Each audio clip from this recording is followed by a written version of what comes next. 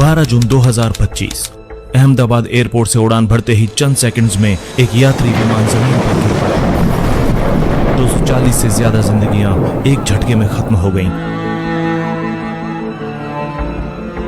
लेकिन सवाल यह है, इतने एडवांस सिस्टम के होते हुए भी ऐसा हादसा कैसे हुआ?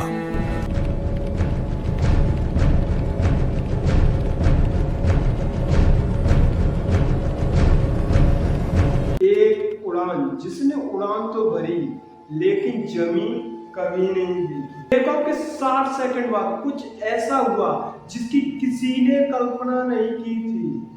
उस दिन भारत के सुरक्षित विमान ने दम तोड़ दिया था। यह तकनीकी नाकामी का नतीजा थी या किसी और ने इसे प्लान किया था?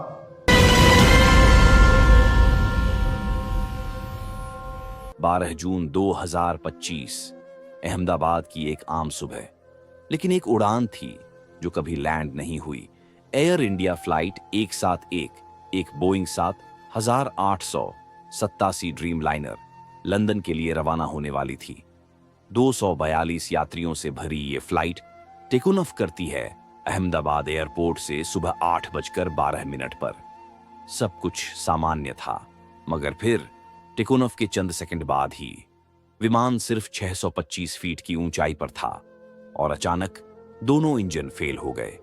पायलट ने तुरंत मेडे कॉल किया, लेकिन इतनी कम ऊंचाई पर कोई चमत्कार भी नाकाम था।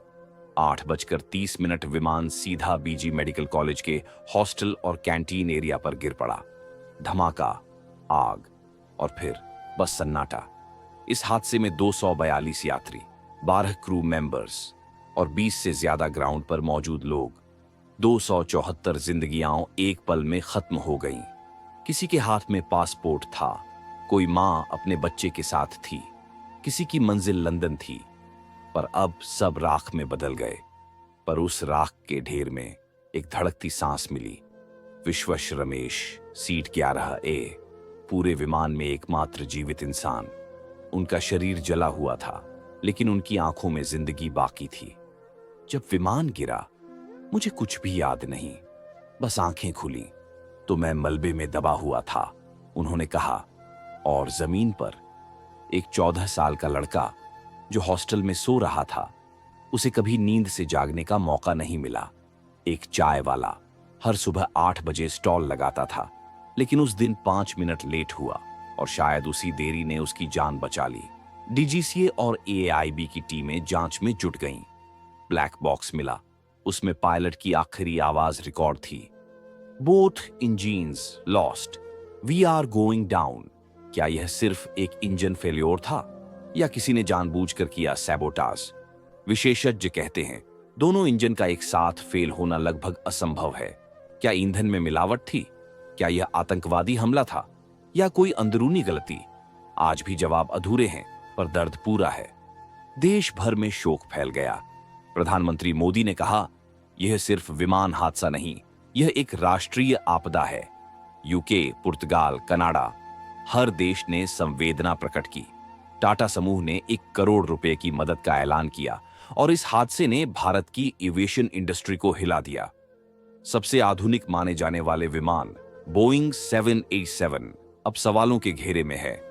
कई ड्रीम लाइनर विमानों को ग्राउंड कर दिया गया, पर इस हादसे से जो रह गया वो हैं अधूरे सपने, बुझते अरमान। एक मां जो अपने बेटे को विदेश पढ़ने भेज रही थी, एक नवविवाहित जोड़ा, एक डॉक्टर जो पहली बार फ्लाइट में चढ़ा था। सब अब सिर्फ नाम है। एयर इंडिया फ्लाइट एक साथ एक इतिहास की एक उड़ान, जो उड़ान भरने के साथ ही हमेशा के लिए गुमनाम हो गई। सवाल यही है, यह हादसा था या हत्या?